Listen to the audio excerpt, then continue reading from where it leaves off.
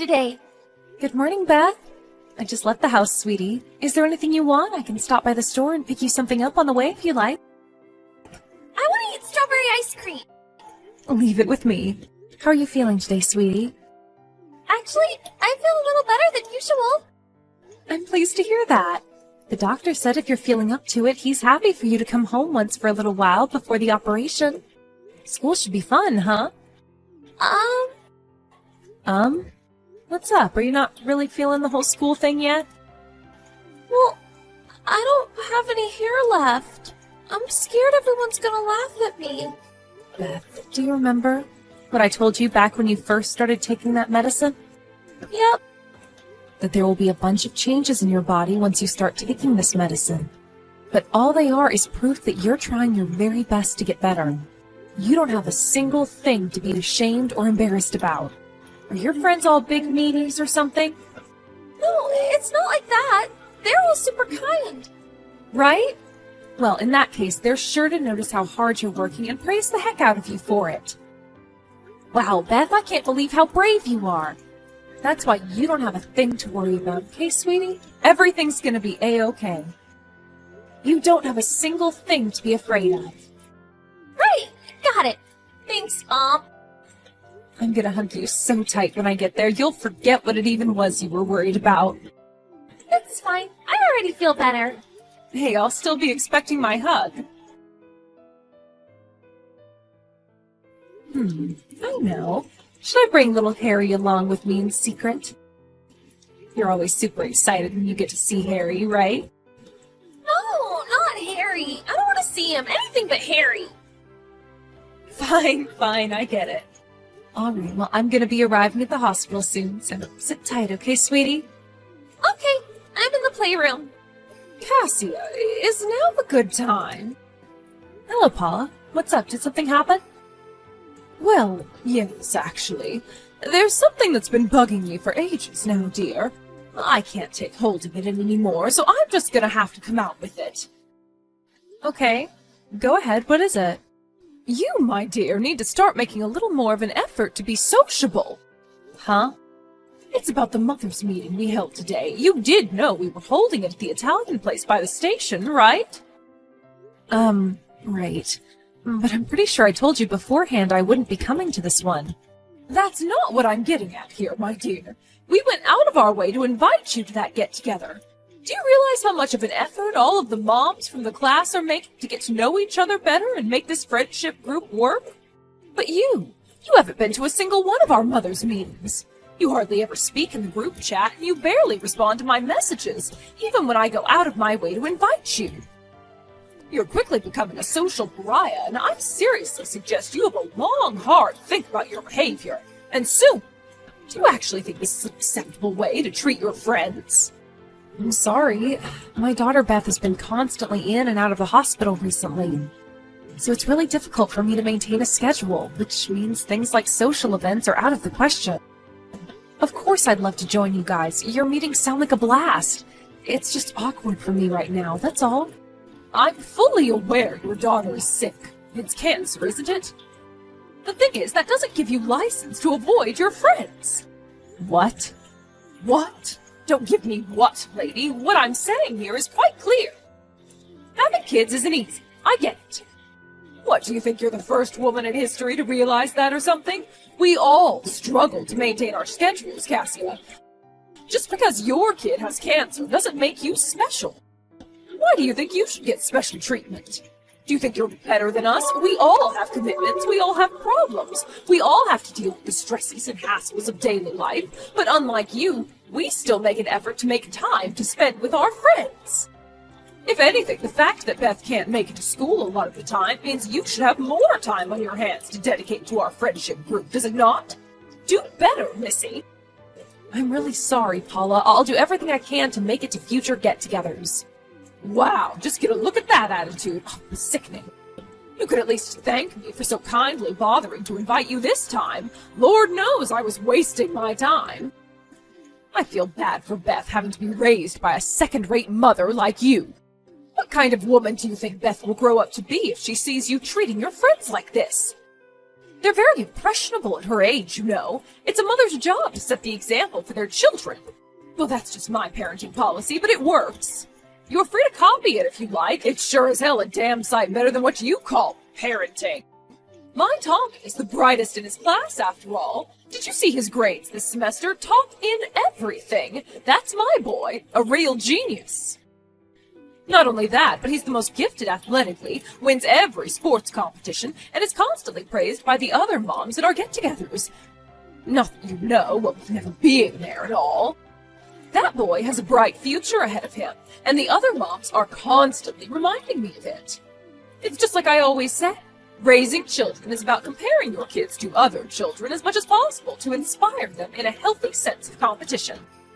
If making comparisons between everyone's children is the objective of these mothers' meetings you've been holding, then I think I'm gonna have to pass.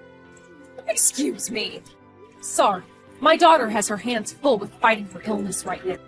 I am not about to start comparing her with other kids, and I'm sure as hell not gonna make her compete with them. It'd shock her too much, and that's the last thing she needs with how fragile she is right now. Oh, well, would you catch a load of this? It looks like Little Miss Perfect just arrived. Is it any wonder she's so fragile with a mother like you? Quit babying her and expose her to the harsh realities of life before it's too late. Listen to me, Cassia. I know your daughter might have cancer, but don't you think you're going a little too easy on her? You might think you're doing her a favor, but let me assure you, you're not. Children need a healthy sense of competition for the motivation it brings. How on earth are they supposed to understand the importance of hard work if they have no one to compete with? Because, dear, you have to remember that life is nothing but fierce, brutal, unending competition. And those who do not want to fight in this world of eternal struggle do not deserve to live. At least on that point, my son has all of his bases covered. He ain't gonna lose to anyone.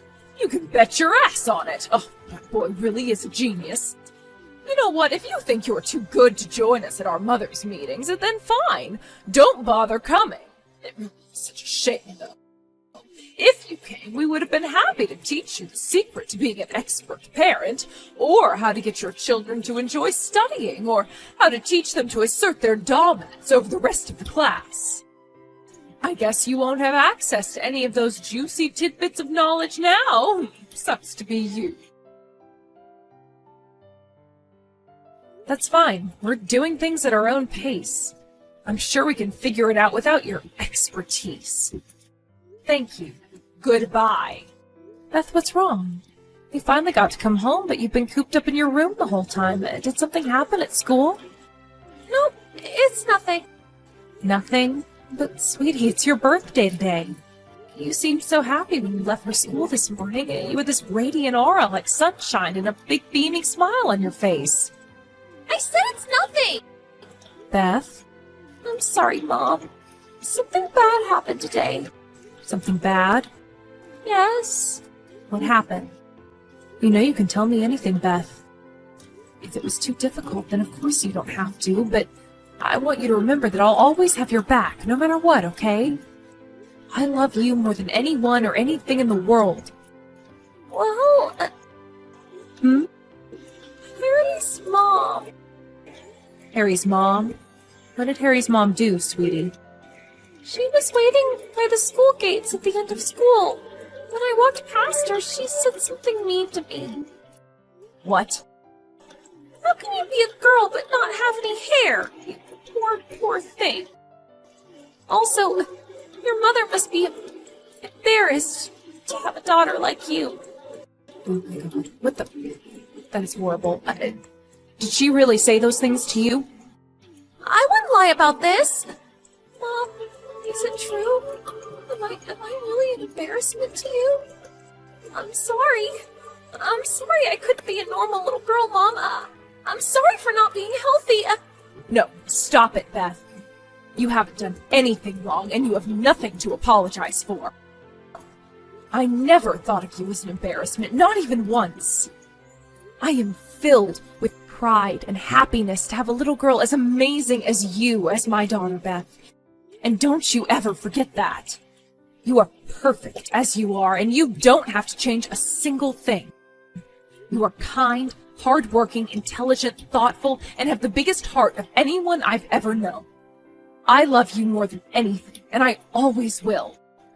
But Beth, don't you believe your mommy?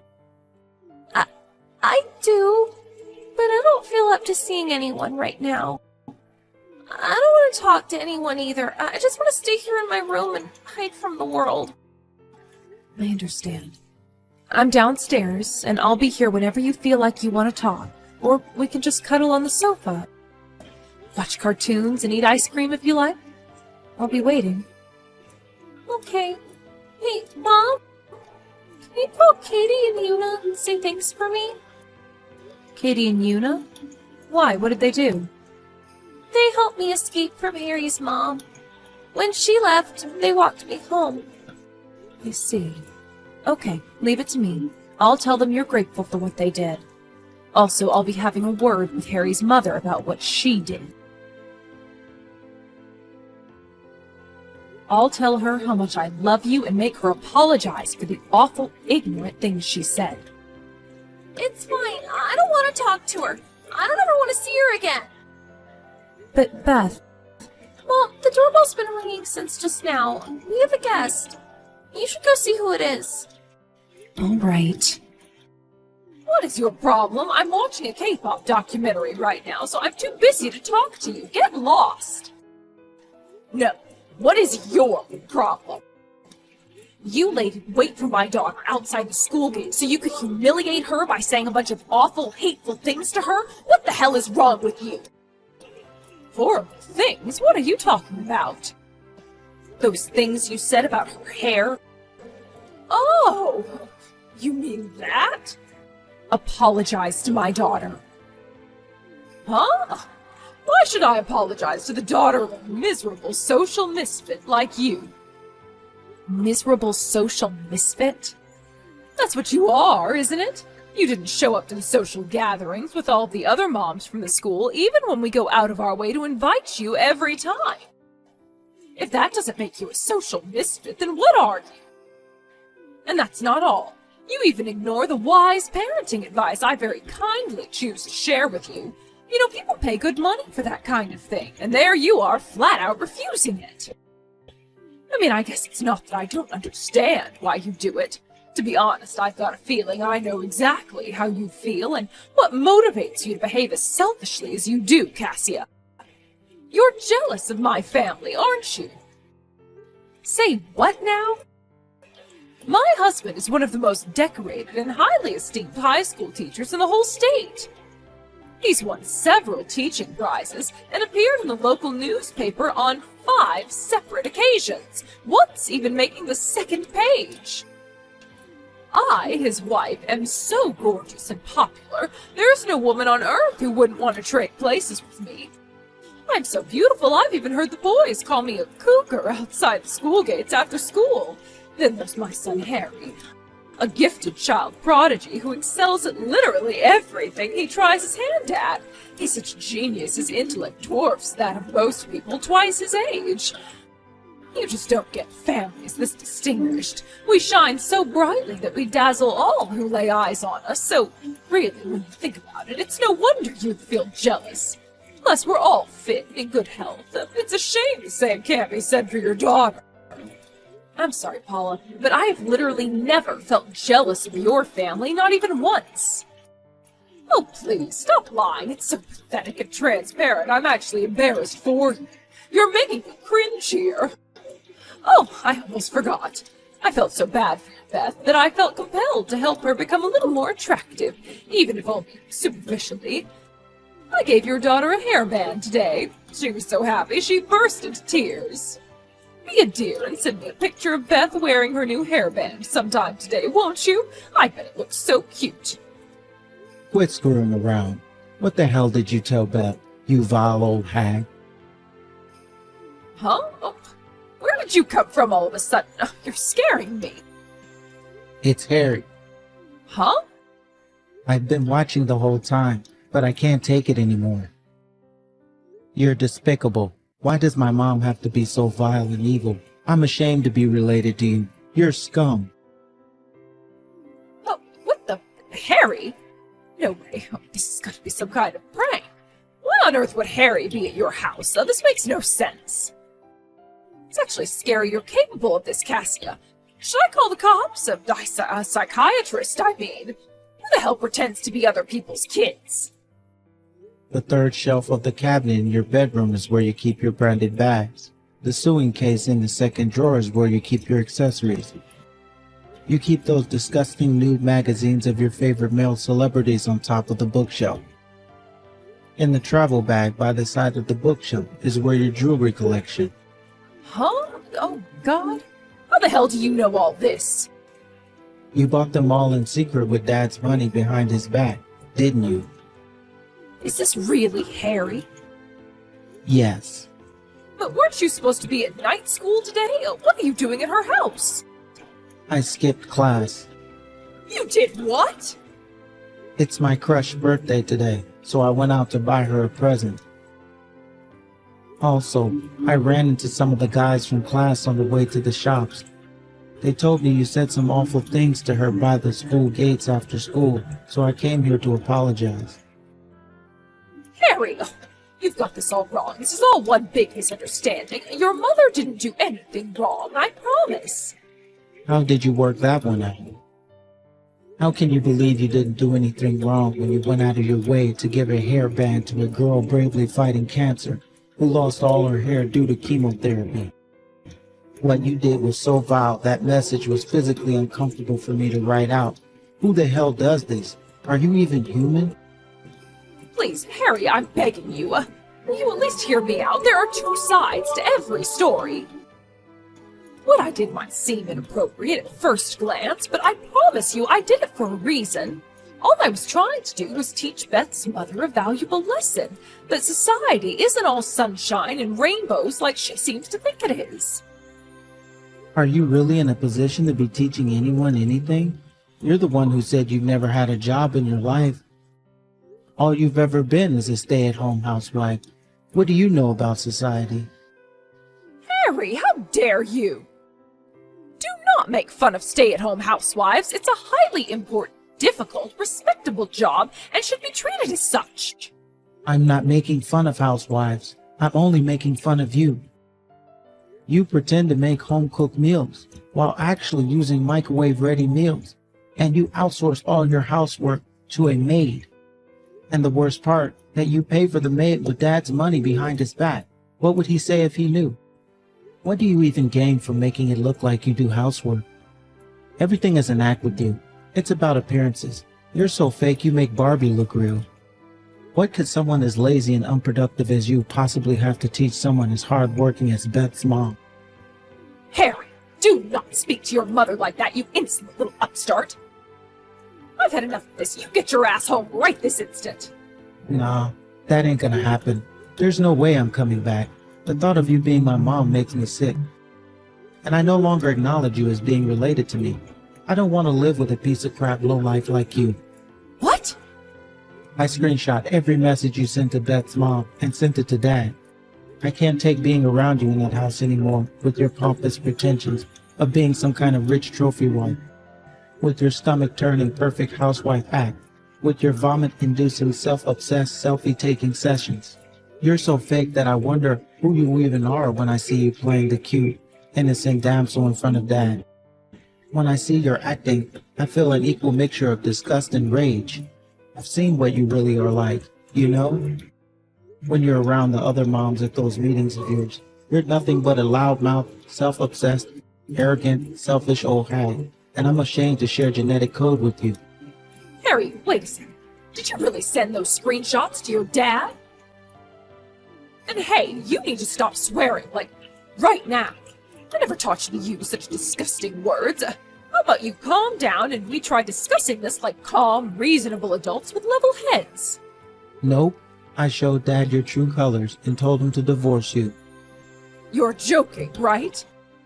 It's the truth. He's seen them. The red marks just appeared on the messages. Oh my god. Wait, oh, just a second. Oh, this can't be happening. No. No. What should I wait for? For Dad to divorce you and leave you completely on your own in this world? Okay, I'll wait. You guys can discuss this between yourselves later. Oh, and I'll be going with Dad, no matter what. Harry! Please, will you call your dad for me? Excuse me? Why would I do that? I want you to call your father and explain that all the screenshots you sent were fake, that it was just a prank. If you don't do something, our family's going to be irreparably broken up into tiny little pieces. Is that really what you want? Is it? I sent Dad those pictures because I wanted our family to be broken up. Don't you remember anything that happened today? Is your brain working properly, or are you stupid as well as evil? No, please, Harry. I can't bear the thought of losing you and your dad. You two are my reason for living. This family is my pride and joy. That's a shame, because I feel nothing but shame and embarrassment when I remember you're my mom. You have no idea how much it made me cringe to hear you going around bragging about your child genius prodigy son to all your friends. All I wanted was for you to stop. I'm not a genius child prodigy. I just work hard. But I sure as hell don't work hard so you can go around bragging to your friends about me. I work hard because I want to grow up and be like my dad. Fine, I get it. I promise I'll never brag about you again. That's what you want, right? Oh, and I'll apologize to Beth, too. If I do that, will you forgive me? Oh, I know. I'll come to Beth's mom's house now, and we can all resolve this like adults. Don't bother. We don't want to see you, and we won't let you in. And for some reason, if you're dumb enough to come here, I'm gonna give Beth's mom her phone back now. Good luck talking things over with Dad. No, wait a second. Harry! Wow, looks like you're in a little bit of a pinch there, Paula. Anyway, bye. What? Oh, no, you don't. I'm not done with you, Missy. You wait right there. What do you want? What do you mean, what do I want? Give me back my Harry! No can do. Apparently Harry will be staying at his dad's parents' house tonight. I'll be driving him there myself, so you have nothing to worry about. Quit it, bitch! You are not my son's mother, and you need to stop acting like it. All of this is happening because of you, goddammit! You have nothing to say for yourself. Nope, nothing. Your son said everything I wanted to say. He is brave, kind, and considerate. You weren't kidding when you were bragging before. Your son really is amazing. You know, when I met him, I actually kind of regretted never showing up to your mother's meetings. I would have loved for you to teach me your parenting secrets. Beth, it's Harry. Harry? Yep, I'm borrowing your mom's phone to message you right now. Huh? Are you at my house? I see. What happened? I wanted to apologize for what Mom did to you. I heard she hurt you by saying some really mean things. I'm so sorry. It's fine. Really, it's okay, Harry. Besides, it's not like you did anything wrong. I know, but I still wanted to apologize. Oh, there's one more thing. I came to give you a present. A present? It's your birthday today, right? Well, I brought you a birthday present. Huh? It's a blue hat. Blue's your favorite color, right? Yep, I love it. I saved up my pocket money from helping out my grandpa's place with things like fixing the roof and weeding the garden. That's how I bought it. I knew it was gonna look amazing on you the moment I saw it. Really? But you worked so hard to save up that pocket money. To spend it on me? Yeah, of course. How about you come out of that room and come down and see me? I don't have any hair, you know. The hat might not suit me. Don't be silly. Of course it will. I bought it with you in mind. It's gonna suit you more than anyone. I just know it. Wow, really? I really want to see the hat now. Harry, thanks. I feel better since speaking to you. That's great. So will you come out of your room then? Your mom's kind of crying down here. I'm not really sure what to do. Okay, I'm coming. Don't worry about Mom. She's always been a big crybaby. Wait there, okay? I'll be down right away. All right. Harry, I like you. With that began Paula's downward spiral into misery and despair. When her husband, the high school teacher, found out about his wife's countless acts of despicable lowlifery through the screenshots Harry sent, he was so stupefied and disgusted that he moved out of their house immediately. After a lengthy discussion, he decided that divorce was the only option. Paula begged and cried, kicked and screamed, pleaded endlessly with her husband not to leave her all on her own. She was so desperate, she even resorted to asking her friends from the mothers' meeting to intervene and convince her husband to change his mind by vouching for her good character. Sadly for her, in a sweet irony, not a single one of them wanted to help. Paula's actions towards my daughter seemed to come from a place of thinking she was so admired, envied, and respected by so many people that she was better than everyone else. I think it's quite fitting that this whole thing ended with her actual position being laid bare for all to see. She was alone and friendless, without a single ally in the world. The divorce went through, and with that, she was abandoned by her husband, her son, and her friends. With her pride in tatters and her reputation destroyed, she tried to flee to her parents' house in a desperate bid to escape the shame and embarrassment of what had happened. But her ex-husband wasn't going to let her off the hook that easily. He bundled her into the car before driving her over to my place and dragging her out in the yard in front of me and Beth, forcing her to apologize for her despicable behavior. I was so proud of Beth when she forgave the crumpled, tear-stained mess laid out on the lawn in front of her with a generous, big-hearted smile. Then, when spring came, Beth's operation went by without a hitch, and now she's on the road to making a full recovery. Before long, she'll be discharged from the hospital and can finally make a start on the rest of her life. For the time being, she's enjoying the last leg of her hospital stay with daily visits from Harry. I love watching the two of them playing, laughing, and smiling together. It puts the biggest smile on my face, and the two of us couldn't be happier.